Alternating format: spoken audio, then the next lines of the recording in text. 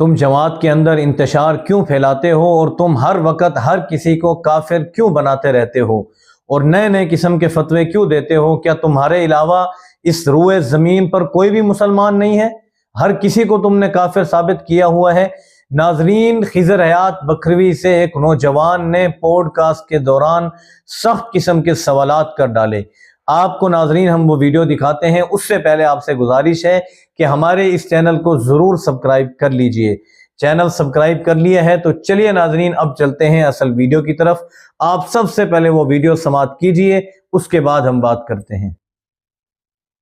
کچھ کڑوے سوال بھی ہو جائیں، آپ پر الزامات ہیں، ان کے متعلق میں آپ سے سوال کرتا ہوں کہ آپ کے متعلق ہی ہماری جماعت میں بڑا مشہور ہے کہ یہ مولوی صاحب بہت کڑوے ہیں اور فتوے بہت لگاتے ہیں، تو ان کے متعلق آپ کیا ارشاد فرماتے ہیں؟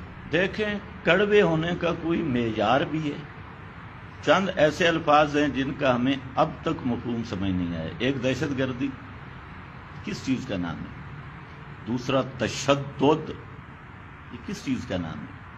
تیسرا لہجے کی سختی، یہ کس چیز کا نام؟ اللہ نے مرد کا لہجہ روبدار بنایا ہے، زنانی کا لہجہ ذرا لچکدار بنایا ہے، یہ تو قدرتی چیز ہے۔ یہ قدرتی چیز۔ اب کڑوا اور میٹھا کیا ہے؟ آپ دیکھیں، جس کا ذہن صاف ہو، مسئلہ توحید اس کے لیے میٹھا مسئلہ ہے۔ اتنا میٹھا ہے کہ حضرت بلال انگاروں پہ لیٹ کے بھی کہتے ہیں جو آج توحید کا مزہ آیا آج تک آیا ہی نہیں۔ کوئی لذت تو ہے، وجود دو ٹکڑے ہو گیا، لیکن مسئلہ توحید نہیں چھوڑا، اس میں لذت محسوس کی۔ اور جس آدمی کا دل ہی ٹھیک نہ ہو اور نفاق یا اختلاط کا مریض ہو تو ظاہر بات ہے کہ اس کو مسئلہ توحید کڑوی محسوس ہوتا ہے۔ تو پہلی بات یہ ہے کہ ہم یہ جاننا چاہیں گے کہ وہ کون سی کڑواہٹ ہے۔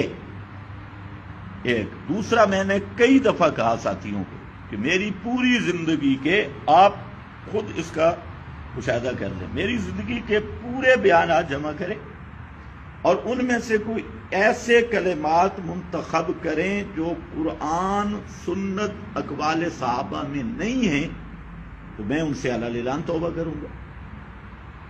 یعنی بغیر دلیل کے بات نہیں ہے، کوئی ایک پیش کر دے۔ جہاں تک فتوے کی بات ہے تو میں دورہ تفسیر کے شروع میں طالب علموں سے ایک بات کرتا ہوں، جب بھی دورہ تفسیر ہوتا ہے میں کہتا ہوں آج سے یہ بات نوٹ کرو، دورہ تفسیر کے آخر تک کوئی ایک ایسا فتویٰ جو میں لگاؤں وہ آپ پیش کر دیں، سب کو چیلنج کر کے، اور اس میں علماء ہوتی ہیں، طلباء سب ہوتی ہیں، لیکن الحمدللہ آج تک ایسا فتویٰ نہ کسی نے پیش کیا نہ آئندہ کر سکتا ہے جو میں نے لگایا ہو۔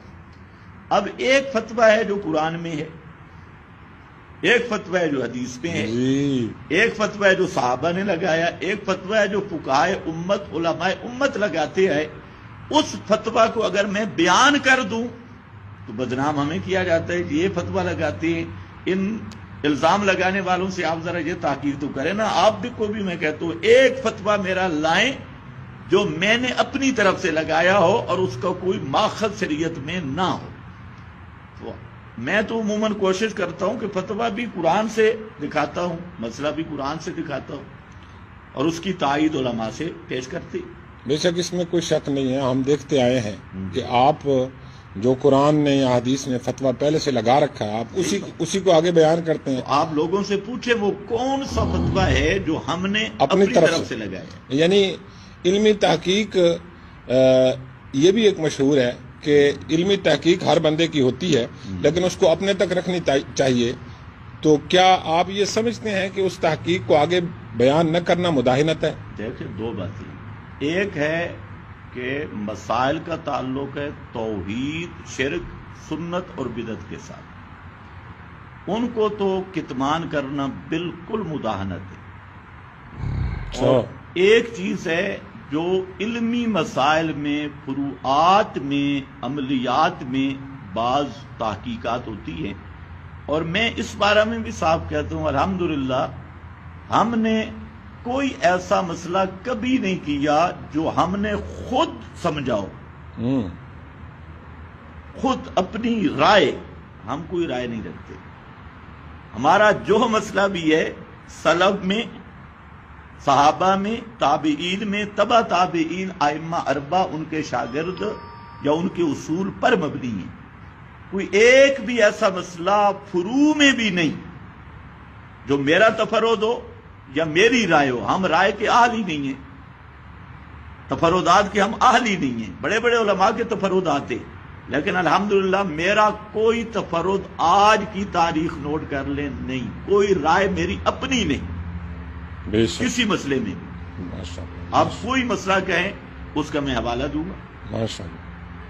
مصیبت یہ ہے کہ یہ معترض حضرات مطالعہ نہیں کرتے، کتابیں دیکھنے کی ان کو عادت نہیں، اور اعتراض کرنا تو سب سے آسان کام اعتراض کرنا اس ہے. میں کوئی شک نہیں. تو اعتراض تو لوگ کرتے رہتے ہیں، اعتراض تو لوگوں نے صحابہ پہ کیے ہیں، ائمہ پہ کیے ہیں، اس سے تو ہم خوش ہوتی ہیں. حضرت یہ تو ہم نے دیکھ لیا ہے کہ جو لوگ جتنا ملامت کرتے ہیں آپ کو، اس کے باوجود اللہ تعالیٰ آپ کو عروج پہ عروج دیتا جا رہا ہے. ہم دیکھتے ہیں سب سے بڑا عروج اور عزت ہے کہ اللہ تعالیٰ اسی توحید کے بیان کرنے کی توفیق دے دے اور اسی پر آمین. خاتمہ کر دے. آمین، اس سے آمین، بڑی عزت نہیں ہے. بے شک، اور یہ فیصلہ ہوگا ایمان پہ خاتمے پر.